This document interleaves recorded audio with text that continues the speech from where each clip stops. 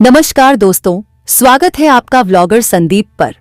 आज हम आपको लेकर चलेंगे एक ऐसी नगरी की यात्रा पर जिसका नाम लेते ही श्रद्धा और आस्था से मन भर जाता है।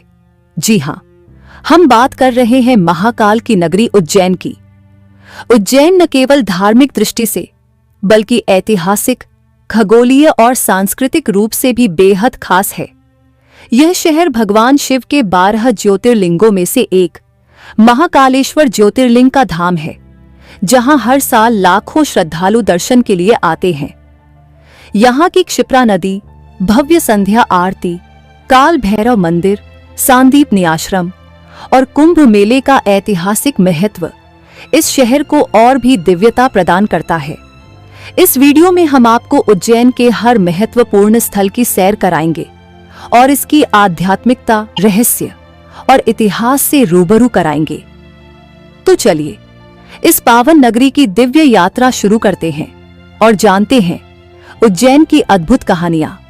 जय महाकाल। महाकालेश्वर मंदिर भगवान शिव का दक्षिण मुखी ज्योतिर्लिंग। हमारी यात्रा की शुरुआत होती है महाकालेश्वर ज्योतिर्लिंग से। उज्जैन का सबसे प्रसिद्ध और सबसे पवित्र स्थल भगवान महाकाल का धाम। यह 12 ज्योतिर्लिंगों में से एकमात्र दक्षिणमुखी शिवलिंग है, जिसका आध्यात्मिक और धार्मिक महत्व अत्यंत विशेष है। भस्म आरती, अद्वितीय अनुभव महाकाल मंदिर की सबसे खास विशेषता है। यहां होने वाली भस्म आरती, ये आरती प्रतिदिन प्रातः 4 बजे होती है और इसे देखने के लिए भक्तों की भारी भीड़ उमड़ती है। ये आरती भगवान महाकाल को चिता भस्म से की जाती थी, लेकिन अब विशेष गौ भस्म का उपयोग होता है। इस आरती का सजीव अनुभव आत्मा को गहराई से छू जाता है। मंदिर में प्रवेश करते ही ऐसा अनुभव होता है मानो समय ठहर गया हो और आप सीधे भगवान शिव के आशीर्वाद के साक्षी बन गए हों।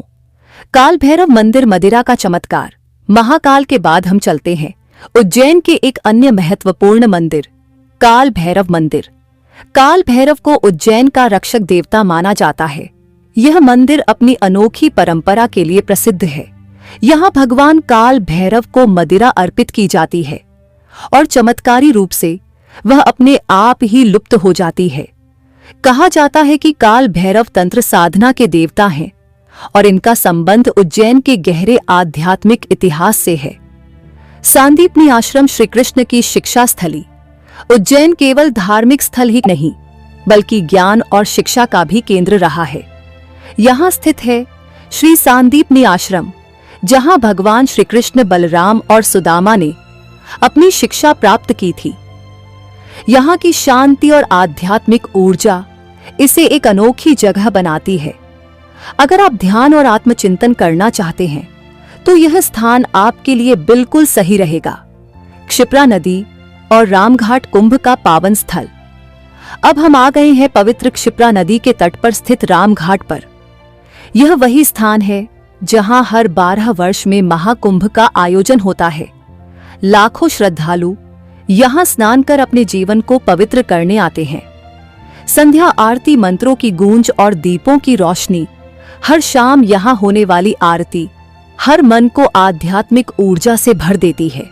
जब सैकड़ों दिए नदी में प्रवाहित किए जाते हैं तो पूरा वातावरण और भी दिव्य बन जाता है। भर्तृहरि गुफा, योग और ध्यान की भूमि। अब हम चलते हैं भर्तृहरि गुफा, जो उज्जैन के सबसे रहस्यमयी और शांत स्थानों में से एक है। कहा जाता है कि राजा भर्तृहरि, जिन्होंने अपना राजपाट त्याग कर संन्यास धारण किया था, उन्होंने यहीं पर घोर तपस्या की थी।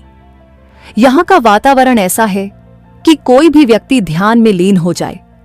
अगर आप भी आध्यात्मिक यात्रा पर हैं तो इस जगह को जरूर देखें। वेधशाला, भारत की प्राचीन खगोलीय धरोहर। उज्जैन न केवल धार्मिक स्थल है बल्कि इसे भारतीय ज्योतिष और खगोल शास्त्र का भी केंद्र माना जाता है। यहाँ स्थित है वेधशाला, जिसे जय सिंह द्वितीय ने बनवाया था। यहाँ मौजूद यंत्रों का उपयोग ग्रहों और नक्षत्रों की स्थिति को जानने के लिए किया जाता है। अगर आप विज्ञान और खगोल शास्त्र में रुचि रखते हैं तो यह जगह आपके लिए बहुत खास है। उज्जैन के प्रसिद्ध व्यंजन स्वाद का सफर। अब जब आप उज्जैन आए हैं तो यहाँ के प्रसिद्ध व्यंजनों का स्वाद लेना न भूलें। यहाँ का प्रसिद्ध पोहा जलेबी, दाल बाफला और मालवा की मिठाइयाँ आपका दिल जीत लेंगी। यहाँ का स्ट्रीट फूड भी बेहद लोकप्रिय है। अगर आप खाने के शौकीन हैं तो यहाँ की गलियों में जरूर घूमिए। उज्जैन यात्रा का समापन। तो दोस्तों, यह थी हमारी आज की यात्रा उज्जैन नगरी में।